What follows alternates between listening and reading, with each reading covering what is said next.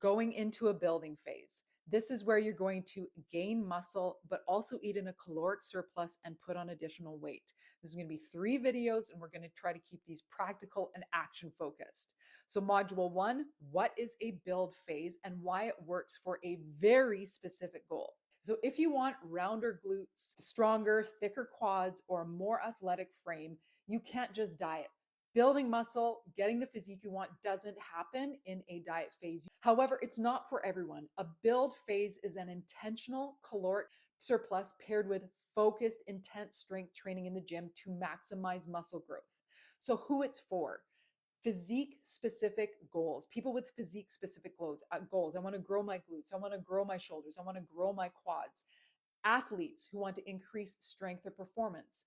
Now, why it's a phase, just like fat loss, this has a start and an end date, and it is almost always followed by a fat loss phase. Because when you are in a build phase, you are eating in a caloric surplus.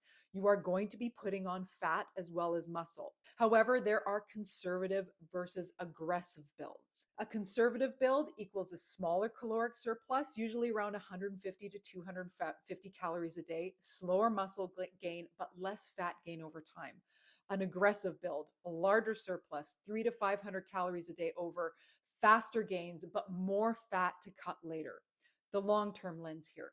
Expect a 7 to 8 month build, okay? This is not a short-term thing, but the body needs time to build muscle. It does not happen overnight. So you're going to be doing at minimum a 7 to 8 month build, eating in a caloric surplus, followed by a 4 or 5 month cut to reveal the results. The whole cycle can take about a year, okay? Now, common mistakes.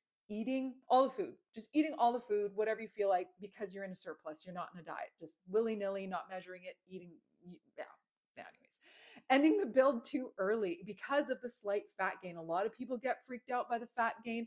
They're like, I didn't think I'd be gaining fat, and then they bail and then skipping the cut afterward because they were in the build for so long. They're just burned out. They're mentally burned out. They skip the cut after and they don't get to reveal the best results. So, how to do this? Track your macros. Even if you're in a build, in a surplus, track your macros and commit to the full cycle. Like I said, minimum 7 to 8 months. Some people will do a year-long build, and then you've got to do the cut after. You're going to be in a cut for 3 to 4 to 5 months. But this cycle, if a physique, a specific physique growth goal is for you, the build is where you shape. This is where the shape is made, and then the cut just shows it off.